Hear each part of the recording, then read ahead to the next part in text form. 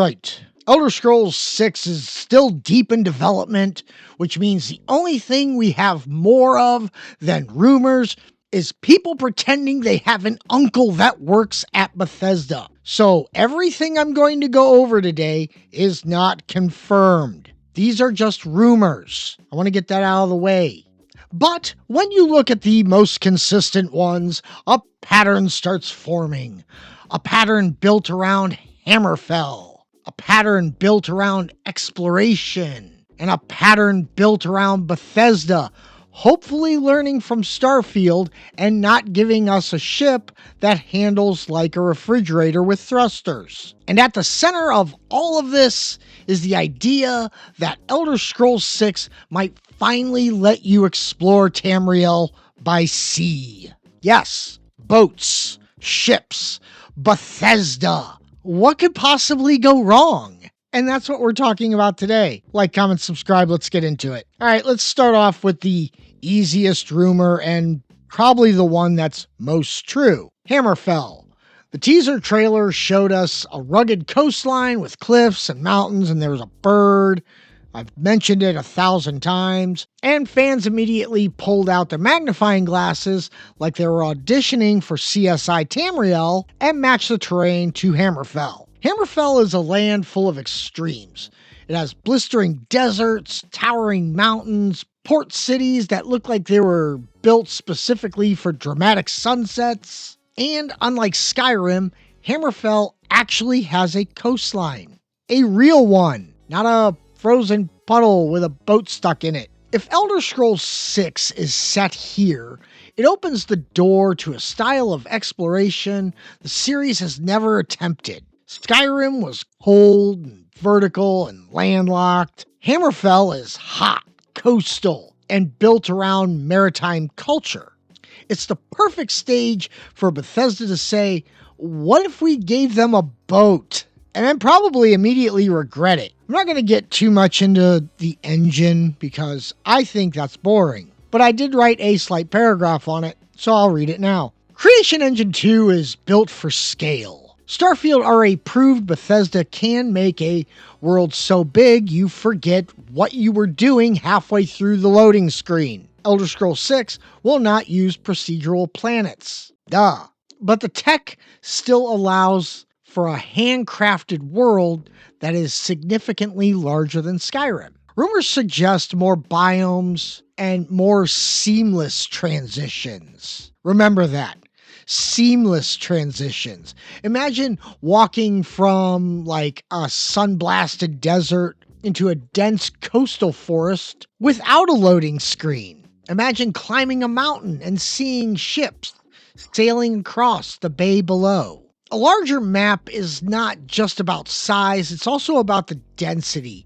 It's about giving the player more ways to get lost and forget the main quest for 200 hours. It took me 10 years to beat Skyrim because I just didn't do the main quest. I was busy just walking around, killing things. So expect more of that. Another rumor is improved AI behavior. Bethesda has been hiring AI and behavior engineers for years. The rumor is that NPCs will have more complex routines and more reactive behavior. Maybe merchants will actually travel between towns. Probably not. But anything would be better than them just standing in one spot like they were super glued to the floor. Maybe guards will respond to the weather instead of patrolling blizzards wearing a sleeveless shirt. If Elder Scrolls 6 is aiming for immersion, smarter AI is the backbone that makes the world feel believable. Or at least believable enough that NPCs stop walking into walls.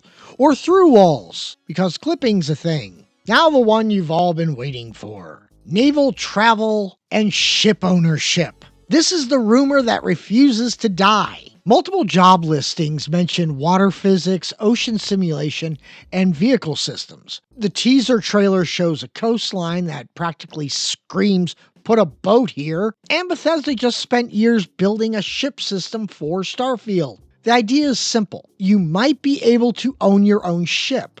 Not a spaceship, a real ship.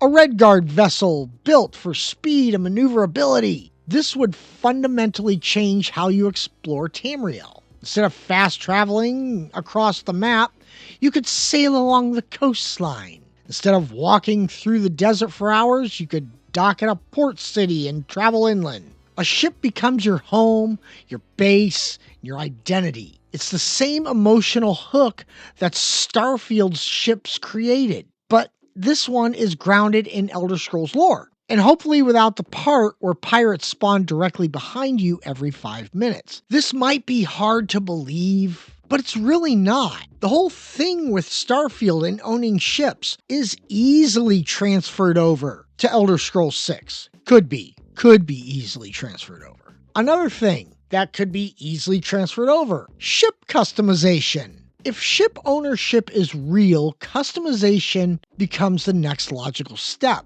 Rumors suggest modular ship parts, different sails, different hull shapes, different crew layouts. Not the complexity of Starfield's shipbuilder, but enough to make your vessel feel personal. Maybe you upgrade your ship to handle storms, or you reinforce the hull for naval combat, or whatever. I don't know if there's going to be naval combat. These are all just rumors. Or maybe you hire a crew that doesn't immediately fall off the deck during rough waves. A customizable ship turns exploration into progression. It gives you a reason to travel and a reason to trade and a reason to yell at your screen when your ship gets stuck on a sandbar.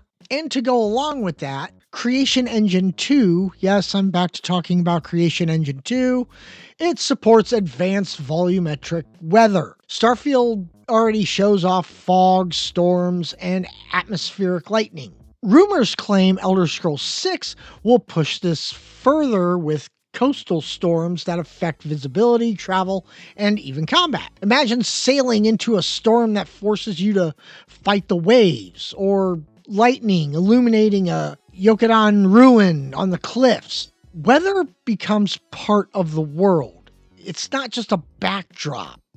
And if Bethesda really wants immersion, they will let you slip on a wet deck and fall into the ocean like a true adventurer. Another rumor is more interactive cities. What does that mean? If the world is more grounded, the city needs to feel alive. So rumors kind of point to deeper NPC schedules, faction influence systems, and economies that react to players' actions, which would be kind of cool. A port city might thrive if you bring in trade goods.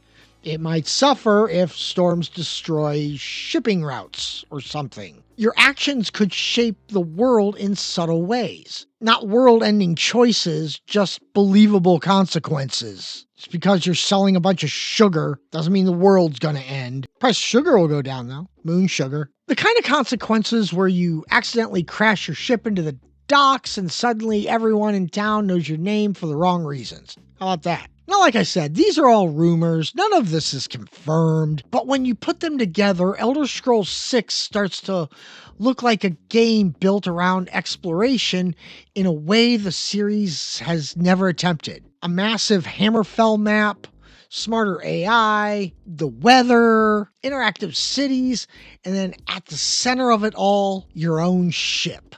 A vessel that carries you across the coast, a home that evolves as you do, a system that ties the entire world together. And even if half these rumors are true, Elder Scrolls 6 could redefine what an open world RPG feels like. Maybe, I don't know. And if the ship system works on day one, I say that while laughing. Oh, Bethesda game working on day one. That's fun. It might even redefine what a Bethesda launch feels like. How about that? All right, if you liked the video, hit like, hit subscribe, put a comment down in the comment section. Do you think we'll have boats or ships? I think it's pretty plausible. But now I'm going to go play Persona 5 again. All right, bye.